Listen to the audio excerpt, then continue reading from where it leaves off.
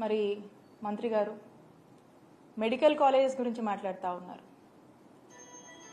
ఈ రాష్ట్రంలో వైద్య విద్యని పెంపొందించాలని, క్యూరేటివ్ కేర్ని స్ట్రెంథెన్ చేయాలి, టెరిషరీ కేర్ని ఇంకా కూడా స్ట్రెంథెన్ చేయాలి.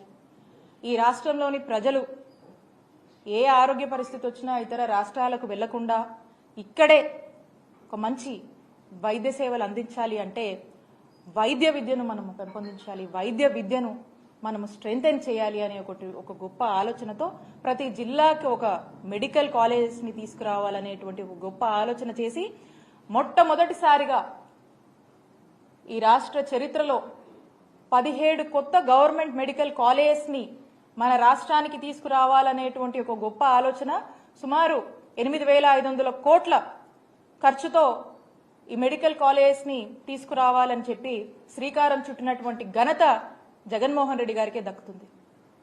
మరి ప్రభుత్వం వచ్చిన నాటి నుంచి కూడా ఈ మెడికల్ కాలేజ్ తీసుకురావాలంటే మీ అందరికీ కూడా తెలిసే ఉంటుంది. ఒక మెడికల్ కాలేజ్ తీసుకురావాలంటే ఒక ఓవర్ నైట్ గా మనం చేసేది కాదు. ఇది దీనికంటూ కొన్ని ప్రొసీజర్స్ ఉన్నాయి, దీనికంటూ కొంచెం టైం టేకెన్ ప్రాసెస్ ఉంటుంది, దీనికంటూ ఒక హాస్పిటల్ కావాలి, దీనికంటూ కొన్ని కండిషన్స్ ఉంటాయి. సో కాబట్టి ఇవన్నీ ఏమి అనుకోగానే అయిపోయేటువంటి పరిస్థితి కాదు. అయినప్పటికీ ఒక ప్రాపర్ యాక్షన్ ప్లాన్ ముఖ్యమంత్రి గారు వేసి ఫేజ్డ్ మేనర్లో కూడా ఒక 3 phases కింద ఈ 17 గవర్నమెంట్ మెడికల్ కాలేజెస్ని మేము డివైడ్ చేసుకుని ఆ టార్గెట్ పెట్టుకుని టార్గెట్ రీచ్ అయ్యేలాగా కూడా మేము మా అధికారులను కూడా పనిచేసినటువంటి పరిస్థితి. మరి ఈ ఫస్ట్ ఫేజ్లో మనం చూసినట్టయితే 5 మెడికల్ కాలేజెస్ అనుకున్నాం. 2023 to 24 ఒక 5 కాలేజెస్ అనుకున్నాం.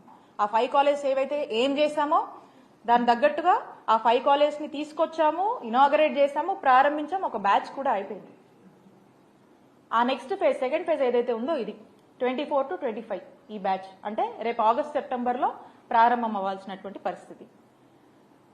మరి రేపు 5 కాలేజీలు ప్రారంభం అవ్వాల్సినటువంటి యాక్షన్ ప్లాన్ మేము వేసాం, దాని దగ్గర స్టెప్స్ మేము తీసుకున్నాము, దానికి సంబంధించినటువంటి ఇన్ఫ్రాస్ట్రక్చర్ మేము వేయడం జరిగింది. అట్ ది సేమ్ టైం దానికి కావాల్సినటువంటి రిక్రూట్మెంట్స్ అవన్నీ కూడా మేము ప్రారంభించడం జరిగింది. మేము కొంత చేశాము, కొంత చేయాల్సింది ఉంది. ఇప్పుడు మరి మెడికల్ కాలేజ్ పరిస్థితి ఏంటో మనకు అర్థం కావట్లేదు. ఈ ఫేజ్కి రావాల్సినటువంటి రేపు ప్రారంభం కావాల్సినటువంటి ఈ 5 మెడికల్ కాలేజెస్ల పరిస్థితి ఏంటి, దానిపై మీ స్టాండ్ ఏంటి మనకు తెలియట్లేదు. దీని మీద స్పష్టత ఇవ్వాల్సినటువంటి అవసరం ఈ ప్రభుత్వానికి ఉంది. ఆ తర్వాత వచ్చే 7 మెడికల్ కాలేజ్ వాటి పరిస్థితి ఏంటి, దాని మీద మీ స్టాండ్ ఏంటి. ఏదో ఇప్పుడు ఈ మెడికల్ కాలేజ్ చేస్తే, ఈ మెడికల్ కాలేజ్ని తీసుకొస్తే ఆ మంచి పేరు జగన్మోహన్ రెడ్డి గారికి వస్తుందేమో అనేటువంటి ఒక ఆలోచన ఏమైనా ఉందేమో నాకు తెలియదు.